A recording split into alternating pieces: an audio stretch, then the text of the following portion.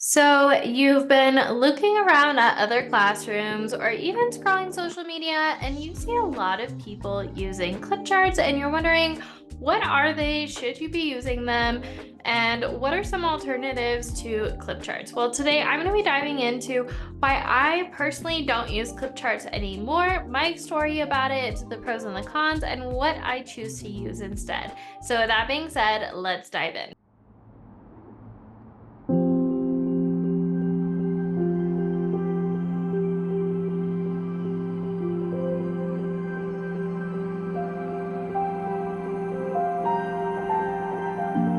So, when I first started teaching, and even when I was student teaching, many of the teachers I was under were using clip charts. And if you're not familiar with what clip charts are, they are these different colored paper, and typically you have clothespins. Everybody starts off at a color, and students can either move up or down based on their behavior throughout the day.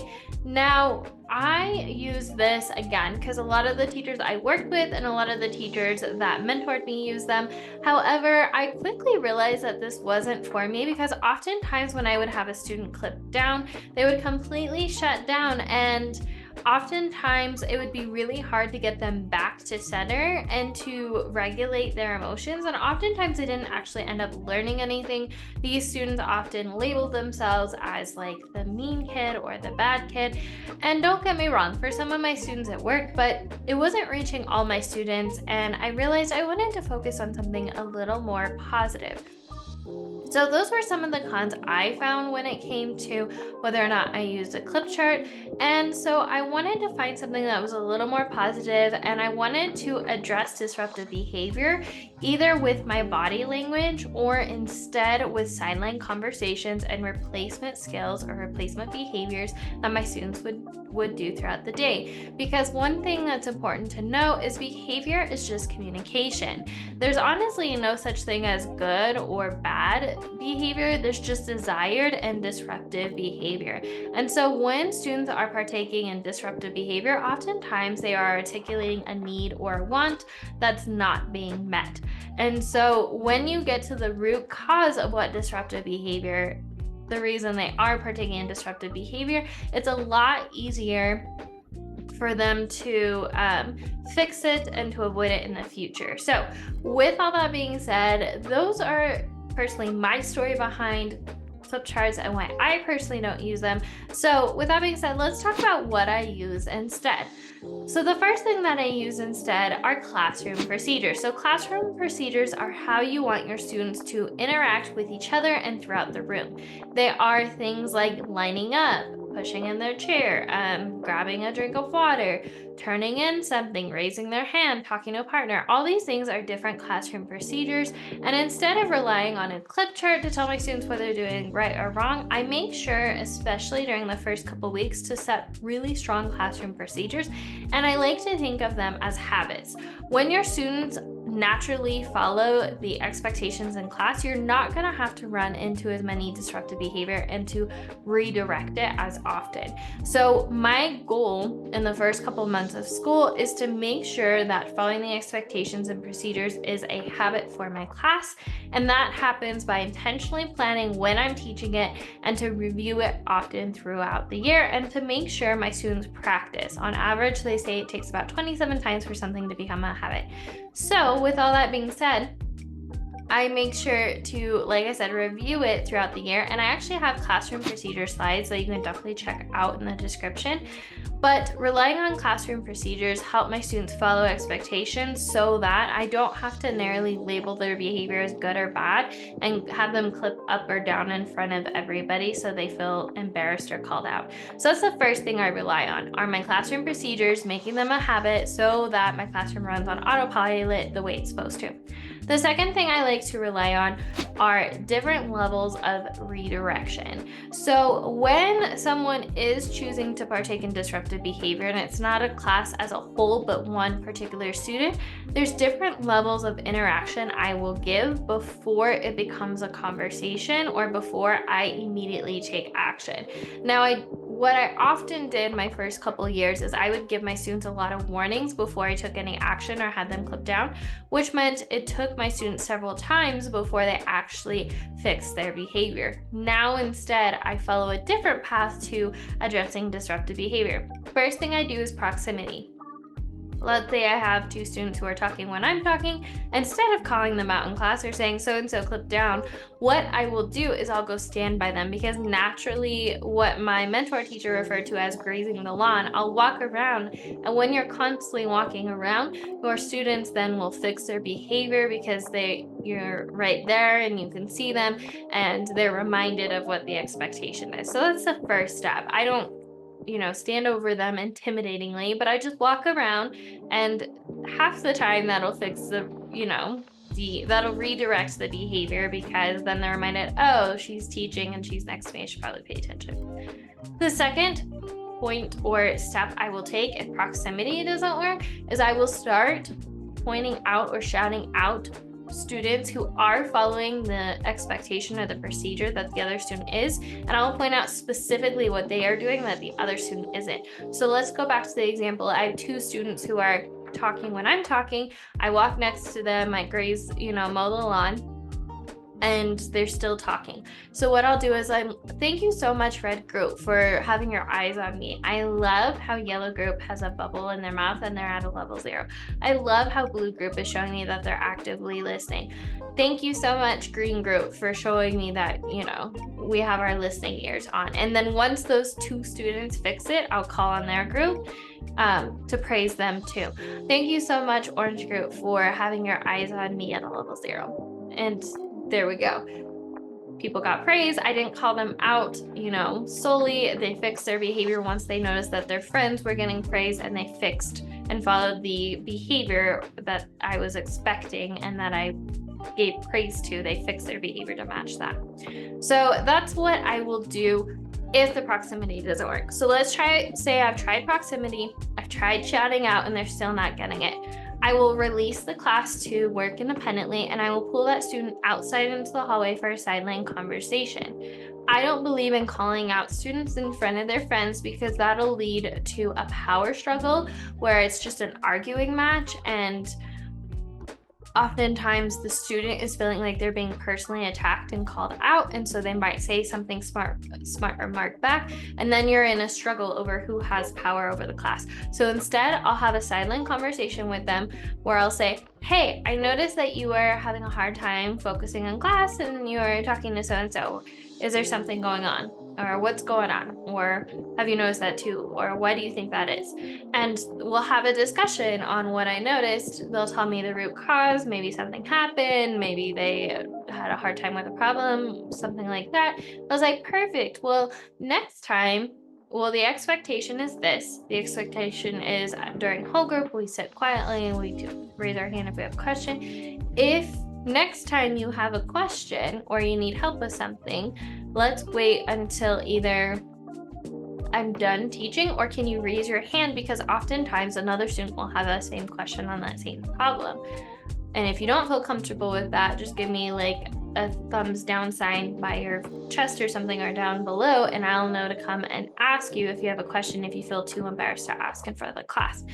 And then we'll work something out, and then, we'll have that sideline conversation. We get to the root cause of why the student is talking to another friend. And if need be, hopefully that fixes it and you have a plan for how to solve it next time. Or they need to practice the procedure so that after consequences, now that we're going to practice what it should look like and sound like to listen during whole group or something like that. So providing a natural consequence is making sure it's related. I'm not going to say, because you were talking in class, I'm now going to take away your recess. Now that you are talking in class, let's practice what the expectation is. Now, let's say I've had a sideline conversation. I use proximity. I did shout outs. I've had sideline conversations, and it's a continual thing. It's a continual undesired behavior, disruptive behavior. I'm going to reach out to the family. Hey, I just wanted to let you know that I've pulled so-and-so to the side 3 times this week and they're still having a hard time with this. This is what I've noticed. This is what I've done. How can we fix this together? And I'll have that conversation with the family.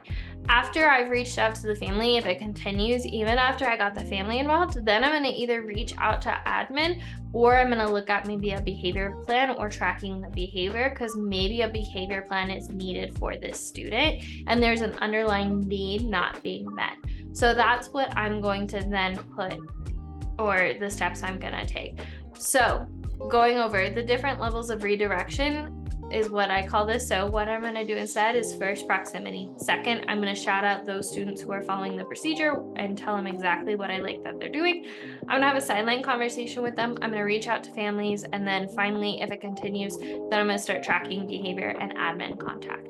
Notice I'm not giving them, oh, you're supposed to be paying attention. Oh, I'm waiting on 2 students to have their eyes on me. It's very step, step, step. There's like no warnings. There's just like first time, second time, third time, because the more warnings you give kids, they're going to continue pushing the boundary. They know that you're not going to do anything until the 4th time you give them a warning. And that's just naturally how kids are. They're learning where the boundaries are.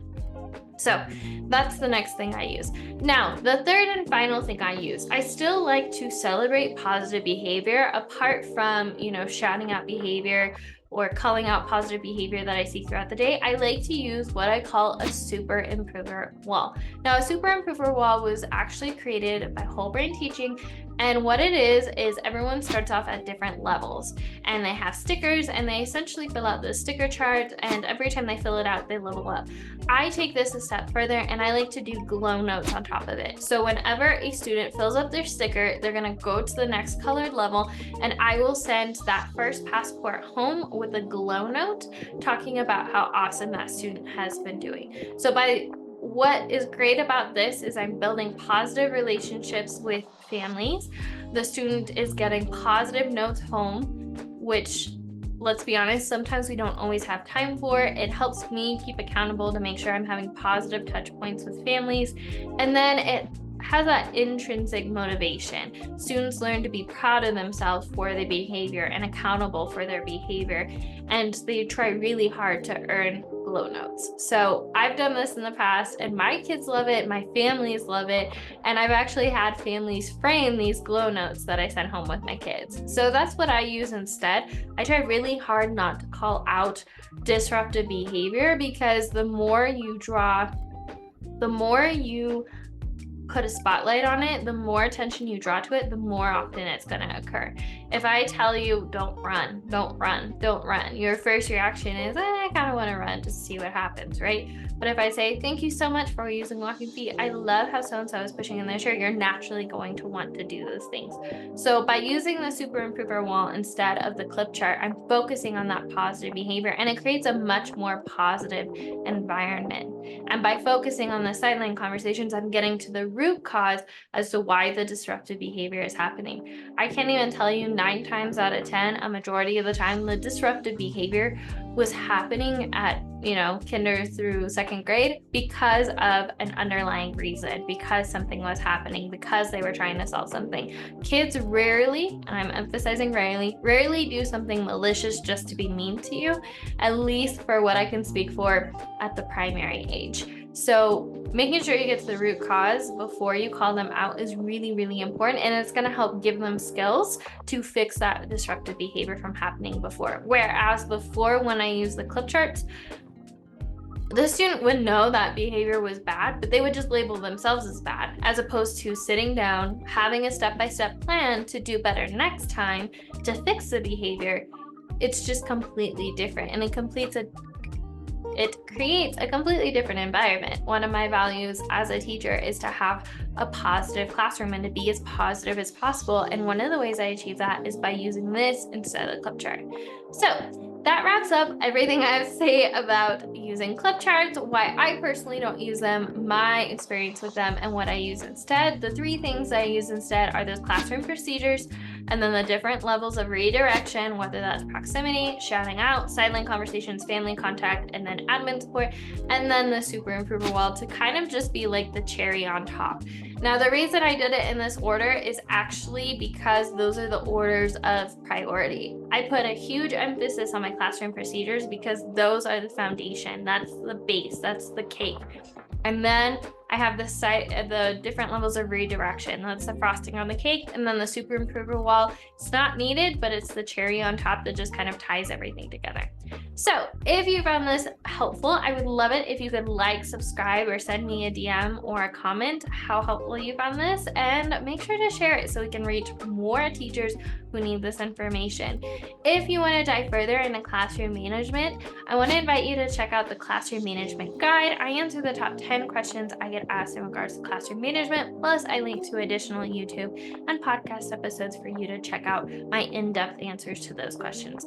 The next thing I have for you is a classroom management bundle. If you're wanting stuff like my classroom procedure slides and stuff like that to help make your classroom run smoothly, definitely recommend checking out that bundle. I try to put everything I use in my classroom for classroom management in one spot so you don't have to think about it.